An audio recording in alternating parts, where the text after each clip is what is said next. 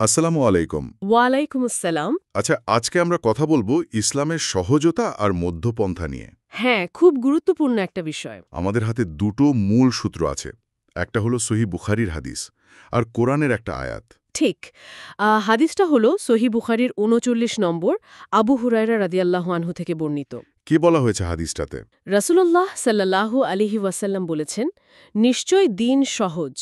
দিন নিয়ে যে বাড়াবাড়ি করে, দিন তার উপর জয়ী হয়। দিন তার উপর জয়ী হয়। মানে মানে হলো, সে আর পেরে ওঠে না। অতিরিক্ত কঠোরতা করতে গিয়ে সে হয়তো ক্লান্ত হয়ে যায়, আগ্রহ হারিয়ে ফেলে, এমনকি দিন থেকে দূরেও সরে যেতে পারে। আচ্ছা, তাহলে বাড়াবাড়ি করা যাবে না? না, হাদিসের পরের অংশে আলো স্পষ্ট করে বলা হয়েছে, কাজেই তোমরা মধ্যপন্থা অবলম্বন করো এবং মধ্যপন্থার নিকটে থাকো, আশান্বিত থাকো। এবং সকাল সন্ধ্যায় ও রাতের কিছু অংশে ইবাদাতের মাধ্যমে সাহায্য চাও। একদম। আর এই সহজতা ব্যাপারটা তো কোরআনেও আছে। হ্যাঁ, সূরা বাকারার একেবারে শেষের আয়াতটা, তাই না? ঠিক। আয়াত ২৮৬। আল্লাহ কাউকে তার সামর্থ্যের বাইরে দায়িত্ব দেন না। খুবই স্পষ্ট কথা। তার মানে ইসলাম আসলে মানুষের স্বাভাবিক ক্ষমতার মধ্যেই সবকিছু রেখেছে, কঠিন কিছু চাপিয়ে দেয়নি। না, দেয়নি। কিন্তু সমস্যাটা হয় যখন আমরাই নিজেরাই বাড়াবাড়ি করি।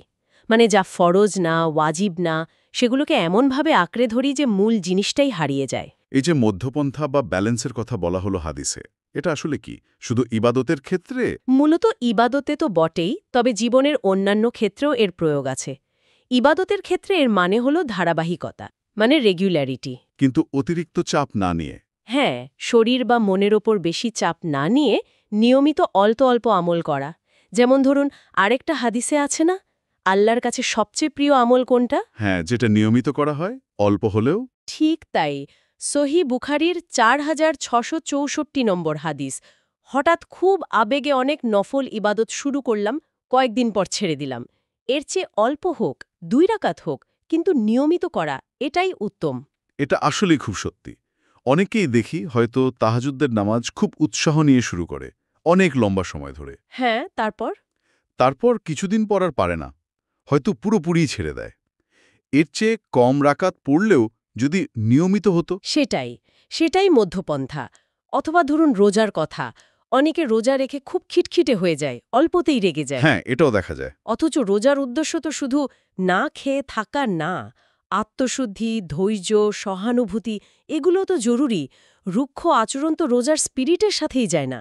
এটাও কিন্তু একরকম বাড়াবাড়ি বা ভারসাম্যহীনতা। নবীজি সাল্লাল্লাহু আলাইহি ওয়াসাল্লাম নিজে কিভাবে এই ভারসাম্য রক্ষা করতেন? তার জীবনের এর উদাহরণ কেমন ছিল? ওনার জীবন তো পুরোটাই ভারসাম্যের উদাহরণ। ওই যে বিখ্যাত ঘটনাটা, ৩ জন সাহাবী এসেছিলেন না? হ্যাঁ, মনে পড়েছে।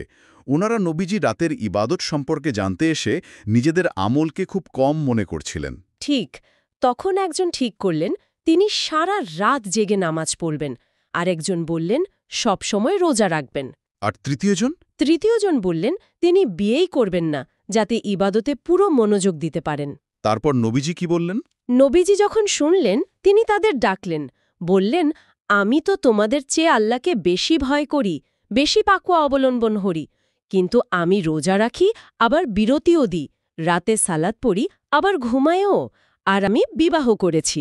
খুব গুরুত্বপূর্ণ কথা। এবং শেষে তিনি বললেন, যে আমার সুন্নাহ থেকে মুখ ফিরিয়ে নেয়, সে আমার দলভুক্ত নয়। মানে তার দেখানো পথটাই হল ভারসাম্যপূর্ণ পথ, চরমপন্থা নয়। সুবহানাল্লাহ। তাহলে আমরা সাধারণ মানুষ দৈনন্দিন জীবনে কিভাবে এই মধ্যপন্থাটা বজায় রাখতে পারি? কিছু নির্দিষ্ট উপায় যদি বলেন। আচ্ছা, প্রথমত নিজের ক্যাপাসিটি বুঝতে হবে। মানে আমার শরীর মন কতটা চাপ নিতে পারে, সে অনুযায়ী আমলের পরিকল্পনা করা। নীলের সামর্থ্য অনুযায়ী। হ্যাঁ। দ্বিতীয়ত ধারাবাহিকতা। অল্প হোক, কিন্তু রেগুলার। যেমন প্রতিদিন নির্দিষ্ট সময়ে কিছুক্ষণ কোরআন তেলাওয়াত করা বা কিছু জিকির করা। আচ্ছা।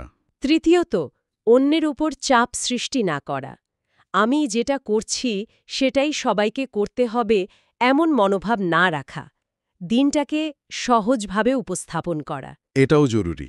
আর আল্লাহর রহমতের আশা রাখা, হতাশ না হওয়া। যদি কোনোদিন কম আমল হয় বা না হয়, তাহলে তওবা করে আবার শুরু করা।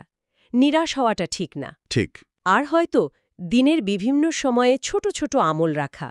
যেমন সকালে কিছুক্ষণ, সন্ধ্যায় কিছুক্ষণ, অথবা প্রতিদিন একটা নতুন আয়াত বা হাদিস শেখার চেষ্টা করা অল্প অল্প করে। তাহলে সারসংক্ষেপে এটাই দাঁড়ালো যে দিন আসলে সহজ, আল্লাহ আমাদের কষ্ট দিতে চান না।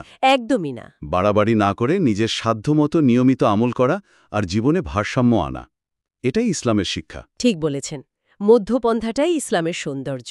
আচ্ছা, আমাদের আলোচনা তো প্রায় শেষ। শ্রোতাদের জন্য কি কোনো চিন্তানার খোরাক রেখে যাওয়া যায়? অবশ্যই। আমরা সবাই একটু ভাবতে পারি যে আমাদের দৈনন্দিন জীবনে এমন কোনো ছোট কিন্তু নিয়মিত আমল আমরা যোগ করতে পারি। এমন কি কাজ হতে পারে যা হয়তো পরিমাণে খুব বেশি না, কিন্তু ধারাবাহিকতার কারণে আল্লাহর কাছে প্রিয় হয়ে উঠবে আর আমাদের জীবনে একটা ইতিবাচক পরিবর্তন আনবে। শুধু বড় বড় কাজের চিন্তা না করে ছোট ছোট নিয়মিত কাজের মাধ্যমে কিভাবে আমরা দিনের এই সহজতাকে উপলব্ধি করতে পারি। দারুণ একটা প্রশ্ন, এটা নিয়ে ভাবা যেতে পারে। হ্যাঁ, জাযাকাল্লাহ খাইরান। ওয়াইয়াক।